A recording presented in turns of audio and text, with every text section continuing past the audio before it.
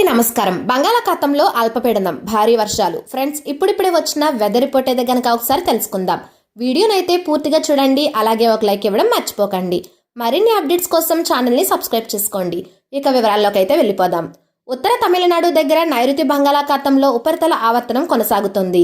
దీనికి తోడు ఉత్తర తమిళనాడు మీదుగా బంగాళాఖాతం నుండి అరేబియా సముద్రం వరకు ఉపరితల ద్రోణి విస్తరించి ఉంది. దీని ప్రభావంతో రాబోయే 36 గంటల్లో నైరుతి బంగాళాఖాతంలో అల్పపీడనం ఏర్పడుతుందని అంచనా వేస్తున్నారు. వీటి ప్రభావంతో దక్షిణ కోస్తా రాయలసీమల్లో వర్షాలు పడుతున్నాయి.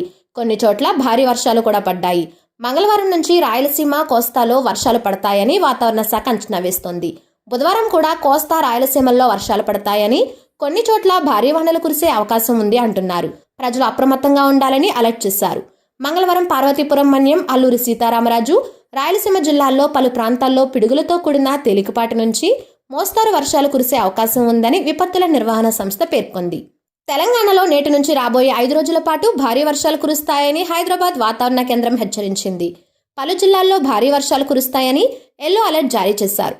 నేడు మహబూబాబాద్, వరంగల్, హన్మకొండ, జనగాం, సిద్దిపేట, రంగారెడ్డి, హైదరాబాద్, జయశంకర్, భూపాలపల్లి, ములుగు, కొత్తగూడెం, ఖమ్మం, నల్గొండ, సూర్యాపేట, మేడ్చల్, మల్కాజిగిరి, వికారాబాద్, సంగారెడ్డి, మెదక్, వనపర్తి, నారాయణపేట, జోగులాంబ, కామారెడ్డి, మహబూబ్ నగర్, నగర్ కర్నూల్, గద్వాల జిల్లాల్లో అక్కడక్కడ ఉరుములు మెరుపులతో కూడిన తేలికపాటి నుంచి ఓ మోస్తరు వర్షాలు కురిసే అవకాశం ఉందన్నారు. గంటకు 30 నుంచి 40 కిలోమీటర్ల వేగంతో బలమైన ఈదురుగాలులు కూడా వీచే ఛాన్స్ ఉందని చెప్పారు. వర్షం కురిసే సమయంలో ప్రజలు జాగ్రత్తగా ఉండాలని సూచించారు. ఉపరితల ఆవర్తనం ప్రభావంతో నేడు హైదరాబాద్తో పాటు తెలంగాణ వ్యాప్తంగా 2 రోజులు తేలికపాటి నుంచి మోస్తరు వర్షాలు కురుస్తాయని వాతావరణ శాఖ అధికారులు స్పష్టం చేశారు.